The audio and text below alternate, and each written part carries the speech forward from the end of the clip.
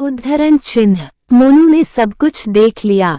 पापा पापा मुझे आपका मोबाइल दो ना, मुझे गेम खेलना है। 8 साल की छोटी सी गुड़िया ने अपने पापा सोहन से गेम खेलने के लिए मोबाइल की मांग की। सोहन ने कहा, नहीं बेटा अभी काम है, मुझे बाद में दूंगा। गुड़िया ने जिद करते हुए कहा, नहीं पापा दो ना, मैं तुरंत गेम खेलकर दे दूंगी। सोहन ने फिर से कहा, नहीं बेटा मैंने कहा ना, मुझे अभी काम है, मैं बाद में दूंगा। रोती हुई गुड़िया अपने माँ के पास गई और कहा, देखो ना माँ, पापा मुझे मोबाइल नहीं दे रहे हैं, वो कुछ काम भी नहीं कर रहे हैं और मुझे दे भी नहीं रहे हैं। गुड़िया की माँ नेहा चिल्लाते हुए बोली, अरे थोड़ी देर के लिए इसे मोबाइल क्यों नहीं दे देते, तब से सिर खा रही है। ये आजकल के बच्चे मोबाइल के कीड़े बनकर रह गए हैं। मोबाइल और कंप्यूटर के बारे में जितना हम माँ बाप को पता नहीं होता, उससे ज्यादा तो इन बच्चों को पता रहता है।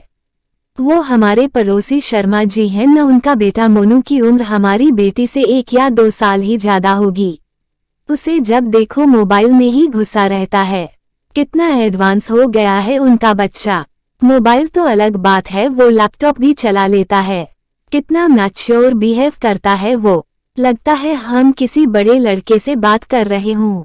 बात विचार में अपने माता पिता की तरह ही स्टाइल मेंटेन करता है वो छोटा सा बच्चा। उसके माँ बाप भी तो कितने फ्रैंक रहते हैं, सबके साथ साथ बैठकर टीवी देखना, मूवी देखना सब करते हैं।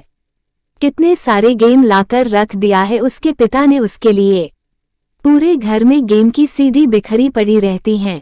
ऊपर से मोनू इतना स्मार्ट है कि वो खुद से ही इंटरनेट से गेम डाउनलोड कर लेता है। उनके बेटे को कभी रोते नहीं देखा। दूसरी तरफ हमारी बेटी को देखो, बात बात पर रोती रहती है, हर समय मोबाइल की रट लगाए रहती है। एक आप हो कि उसे तो मोबाइल देते ही नहीं। सोहन ने कुछ सोचते हुए कहा, वो सब तो ठीक है, उसकी गेम खेलने के लिए एक अलग से मोबाइल दे दूंगा, लेकिन इस तरह वो ज्यादा मोबाइल यूज करेगी तो उसके आंख पर बुरा असर हो सकता है। उद्धरण चिन्ह। नेहा कुछ नहीं बोली तो सोहन ने कहा, मैं अभी किसी काम से बाहर जा रहा हूँ, लगभग 10 मिनट में आ जाऊंगा, फिर हम लोग सब मिलकर कहीं घूमने चलते हैं।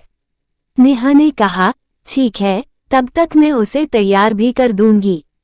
सोहन भी हाँ में रजामंदी देकर घर से बाहर चला गया, लेकिन 10 बजे का गया सोहन 11 बजने तक भी वापस नहीं आया।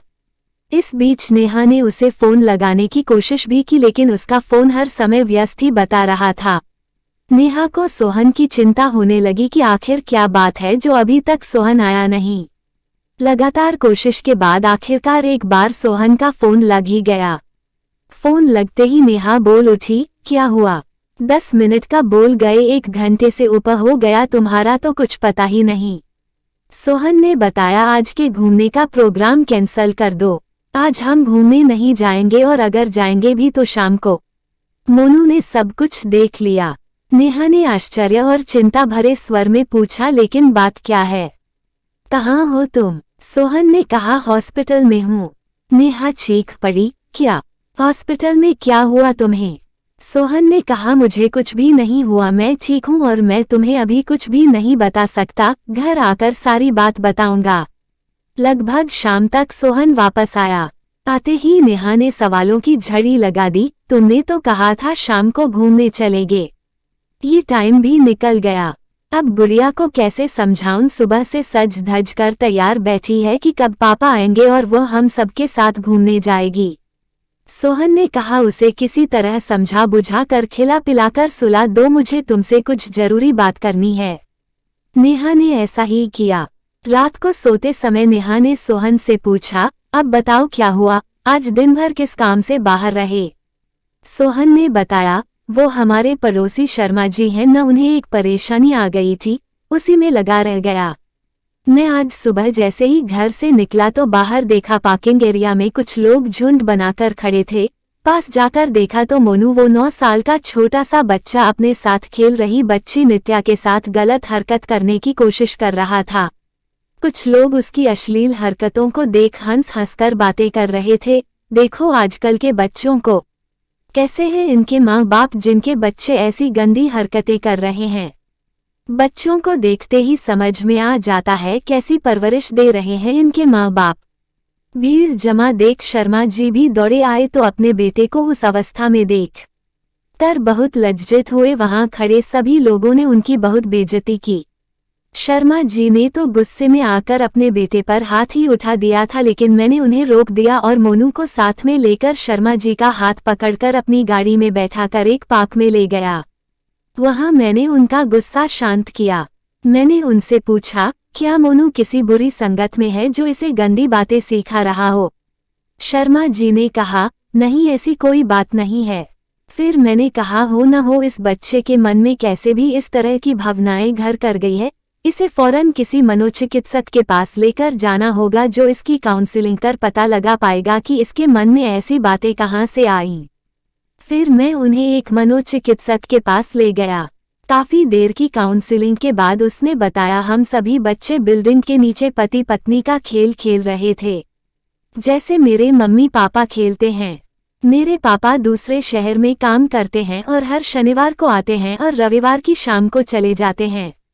जब तक पापा बाहर रहते हैं माँ बहुत ही प्यार से उनसे बातें करती है और जब भी पापा आने वाले रहते हैं मेरी माँ मुझे जल्दी सुला देती है।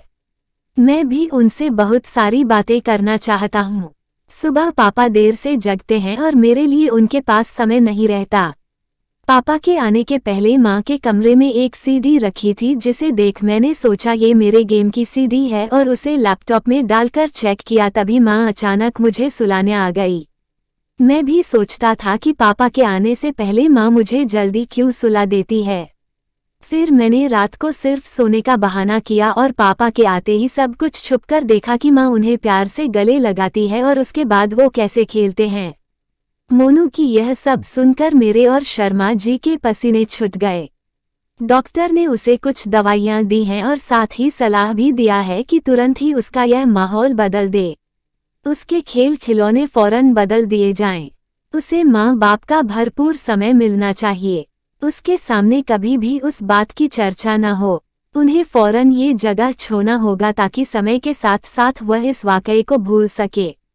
डॉक्टर ने बताया, हम लोग बच्चों को अपने बीच की बाधा समझते हैं और किसी न किसी तरह उसे मोबाइल, लैपटॉप और इंटरनेट मुहैया कराकर उसे व्यस्त कर देते हैं ताकि हम अपना काम बिना किसी डिस्टर्बेंस के कर सकें।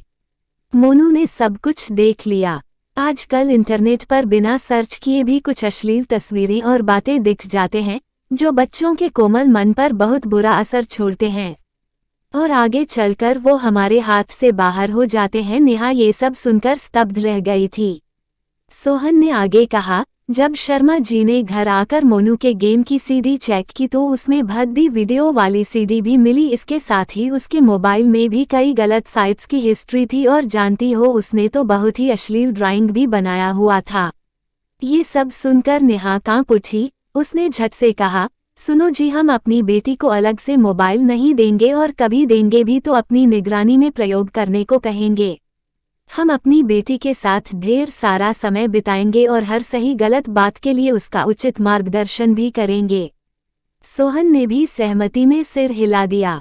दोस्तों, अपने बच्चों के साथ प्यार भरा रिश्ता बनाकर उन्हें सही गलत की शिक्षा देनी चाहिए और सबसे महत्वपूर्ण बात कि उनके साथ ढेर सारा वक्त बिताना चाहिए, क्योंकि माता पिता होना एक बहुत बड़ी जिम्मेदारी होती है और परवरिश कोई खेल की बात नहीं होती है। क्या आप इस बात से सहमत हैं? कमेंट करके हमें जरूर बताएं। धन्यवाद दोस्तों, मोनू ने सब कुछ देख लिया। सुविचार कहानी हिंदी कहानी को पढ़ने के लिए धन्यवाद। आपको ये कहानी कैसी लगी नीचे कमेंट करके हमें जरूर बताइएगा। अगर आपको ये कहानी पसंद आई हो तो अपने दोस्तों के साथ जरूर शेयर करें और ऐसे ही प्यारी कहानियाँ सुनने के लिए हमारे YouTube चैनल से